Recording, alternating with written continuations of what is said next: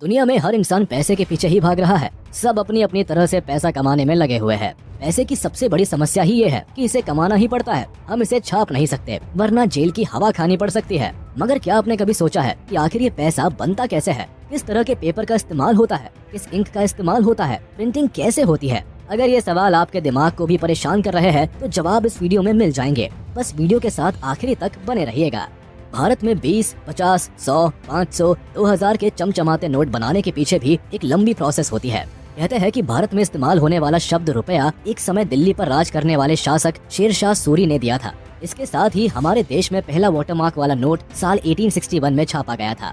आपको बता दें कि जो नोट भारत में छपते हैं उनके लिए कागज को विदेशों से भी मंगवाना पड़ता है, क्योंकि ये खास तरह का कागज होता है जो भारत में ज्यादा नहीं बनता है। फिलहाल भारत में नोट छापने का अधिकार reserve bank of India RBI के पास है। अगर सरल भाषा में समझाया जाए तो ये सभी बैंक्स को इंस्ट्रक्शन देने का काम करता है। इसके साथ ही इसे बैंक ऑफ बैंक्स भी कहा जाता है। भारत में चल रहे सभी बैंक्स के एक एक कदम पर RBI की पैनी नजर होती है। खैर, सबसे पहले हम जान लेते हैं कि आखिर ये नोट बनते कैसे हैं। Production process. हम आपको बता दें कि पैसों का पेपर घर में इस्तेमाल होने वाले मैगजीन, न्यूज़पेपर, बुक्स और कॉपी के पेपर से बिल्कुल अलग होता है। पैसों के लिए इस्तेमाल किए जाने वाले पेपर में 75% कपास यानी कॉटन और 25% लिनन को मिलाया जाता है। कॉटन और लिनन को अब बड़े बड़े बंडल में पैसा बनाने की फैक्ट्री में लाया जाता है, जहां इन्हें एक बड़ी मशीन के जरिए अच्छे से आपस में मिक्स किया जाता है। अब कुछ समय के बाद पानी अलग करके सूखे हुए मिक्सचर को एक दूसरी मशीन में डाला जाता है, जो इस मिक्सचर को बड़े बड़े थिन शीट्स में बदल देती है। लीजिए, नोट छापने के लिए इस्तेमाल होने वाला पेपर तैयार है। The design stage. इस पेपर को भारतीय नोट का रूप देने के लिए इस पर प्रिंटिंग करनी होती है, जो कि बहुत सोच समझकर की जाती है।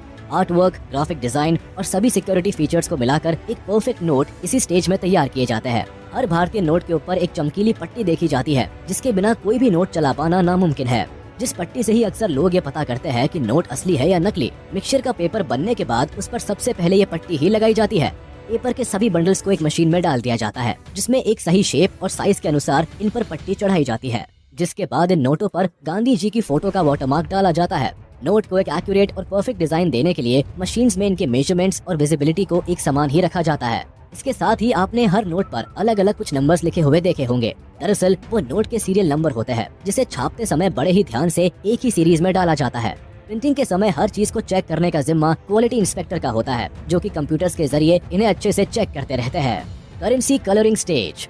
ये काफी मुश्किल स्टेप भी कही जा सकती है, क्योंकि इस स्टेप में नोट के रंग पर ध्यान देना होता है। जिस भी कलर का नोट होता है उस कलर को एक बड़ी सी मशीन में सही क्वांटिटी में जरूरत के अनुसार मिला दिया जाता है। क्वांटिटी पर ही नोट का कलर निर्भर करता है और इसीलिए कलर्स का सही क्वांटिटी में होना बेहद जरूरी होता है। अगर थोड़ा भी कलर ऊपर नीचे होता है तो आपका पेपर खराब हो सकता है। खैर, अब कलर करने के बाद डाले हुए कलर में रंगा हुआ ये नोट मशीन से एक साथ बाहर आता है, जो देखने में काफी हद तक तैयार लगता है, पर अभी भी इसमें काफी सारी चीजें बाकी है। Finishing and checking.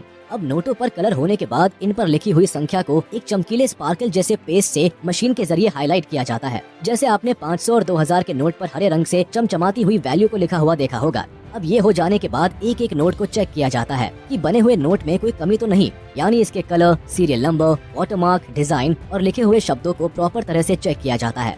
इस दौरान जो नोट खराब होते हैं या जिनमें कोई कमी होती है उन्हें एक तरफ छांट दिया जाता है। सही नोट की सभी शीट्स को अब आगे की प्रोसेस के लिए वापस मशीन में डाल दिया जाता है। कटिंग। चेकिंग के बाद मशीन की मदद से इन नोटों को बड़ी ध्यान से सही शेप और साइज में काटा जाता है। हर शीट को इक्वल रखकर काटना बेहद जरूरी है, क्योंकि नोट में थोड़ी भी वेरिएशन से इनकी क्वालिटी पर काफी असर पड़ सकता है। काटने के अलावा इन नोटों को सही ढंग से प्रेस भी किया जाता है, जिससे ये एकदम कड़क पेपर की तरह बन जाते हैं। पैकेजिंग। सभी नोटों की कटिंग के बाद इन्हें अच्छे से एक ट्रांसपेरेंट पन्नी में बंद कर दिया जाता है, ताकि ट्रांसपोर्टेशन के दौरान ये सेफ रहे। अब एक एक करके क्वांटिटी के अनुसार इन्हें अलग अलग गत्ते के डिब्बों में रखकर बैंक्स में पूरी सेफ्टी के साथ पहुंचा दिया जाता है, जहां से वो हमारे हाथों में आते हैं। आपको बता दें कि देश में 4 बैंक नोट प्रेस, 4 टकसाल और 1 पेपर मिल है। नोट प्रेस मध्य प्रदेश के देवास, नासिक, सलबूनी और मैसूर में है, जिसमें 2000 के नोट मैसूर में छपते हैं। आपको बता दें कि केवल देवस की नोट प्रेस में ही एक साल में 265 करोड़ तक नोट छपते हैं। साथ ही देवस में तैयार इंक का ही इस्तेमाल नोट बनाने के लिए किया जाता है। इनमें 20, 50, 100, 500 रुपए के नोट शामिल है। मध्य प्रदेश के ही होशंगाबाद में सिक्योरिटी पेपर मिल है। साथ ही कुछ प्रोडक्शन महाराष्ट्र के करेंसी नोट प्रेस CNP में भी होती है। नोट छपाई से लेकर पेपर होशंगाबाद, CNP और विदेश से आते हैं, जबकि टकसाल मुंबई, हैदराबाद, कोलकाता और नोएडा में है। तो देखा आपने, आखिर एक नोट को बनाने के पीछे कितनी मेहनत और मशक्कत लगती है। इतनी सारी स्टेजेस से गुजरने के बाद कहीं जाकर हमारे हाथों में आते हैं। तो आज के लिए बस इतना ही। मिलते हैं आपसे अपनी अगली वीडियो में। जाने से पहले आप इस वीडियो को लाइक, कमेंट और शेयर करना ना भूले। और अगर अभी तक आपने हमारे चैनल को सब्सक्राइब नहीं किया है तो जल्द कर ले, ताकि हमारी सारी वीडियोस आप तक सबसे पहले पहुंच सके।